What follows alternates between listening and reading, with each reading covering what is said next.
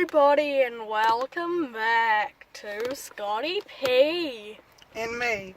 Hey guys, we just thought that we'd do a quick video.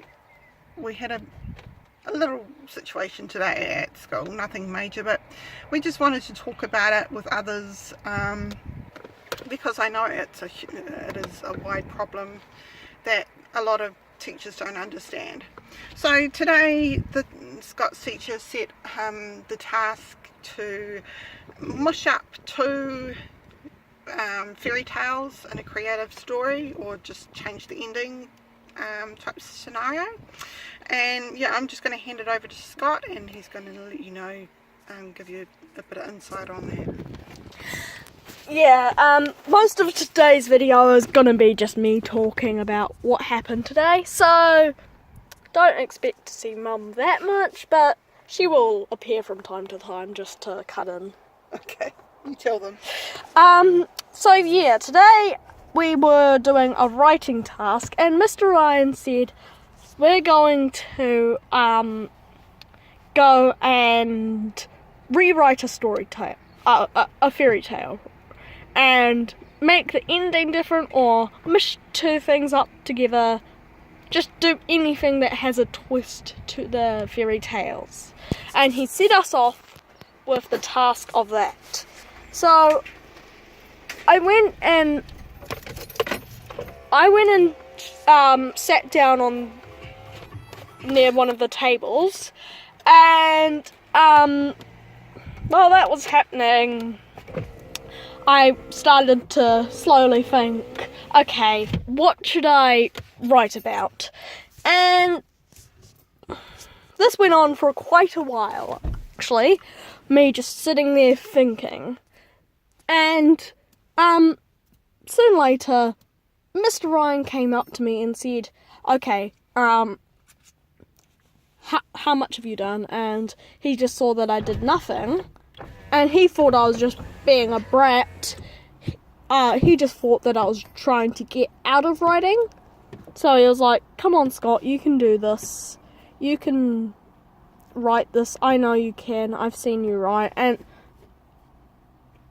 I tried. I actually tried to think up of a story, but it took me 50 minutes. 50 minutes. And tell them what was going on in your brain at the time when you were trying to think of something. What happened in my brain was I was just scanning it for any fairy tale that came to mind. And I wasn't looking for any one in particular. I was just looking for just a bunch of fairy tales.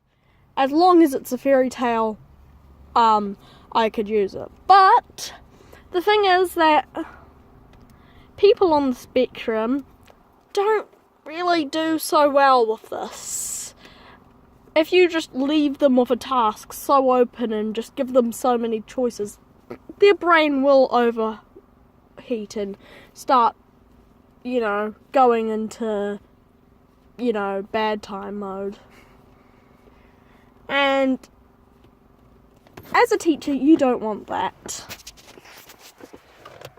So yeah, what Scott's trying to explain, which he did really, really well, is teachers need to understand that when they give children a task like that that's just so open, it's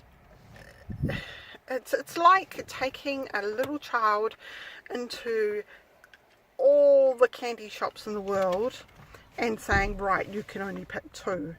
It's just too much. Their brain overloads, too many choices, and they just can't make a choice. And yeah, teachers just need to understand that people on the spectrum just need that extra time to process, or some support, someone that can sit down with them and say, okay, what are you thinking?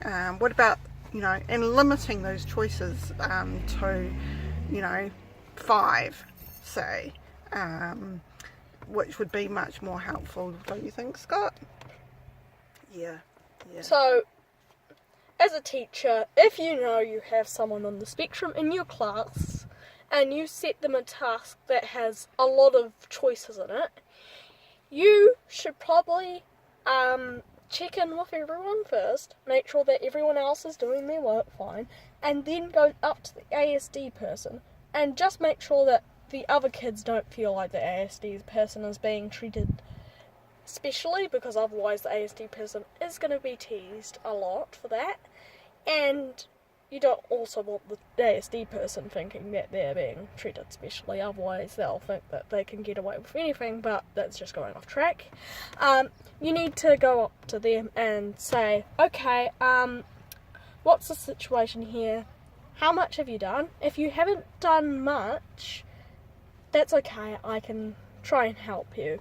Get them to show you how much they've done and help them along the way. Yeah, and limit the choices, eh? Yeah, maybe say, oh, you could add this into it, and maybe give it a little twist, and, you know, try and give them those small ideas, and eventually they'll construct their own. Yep. They'll construct a bigger idea that will just be so good. Yep. So, yeah, well, we're just going to leave you with that, but just hopefully that will, you know, help people understand, and even parents out there, you know, if you're giving your child a choice and the choices are several things, sometimes that can be just too many choices, so just limit the choices and just let, you know, just support our ASD kids out there. They're not brats, they're just, you know, they really, really want to succeed, and they just need a little bit more extra support. So today's video was all about limiting choices for ASD people. Yep. Okay. See you next time, guys. See ya. Bye.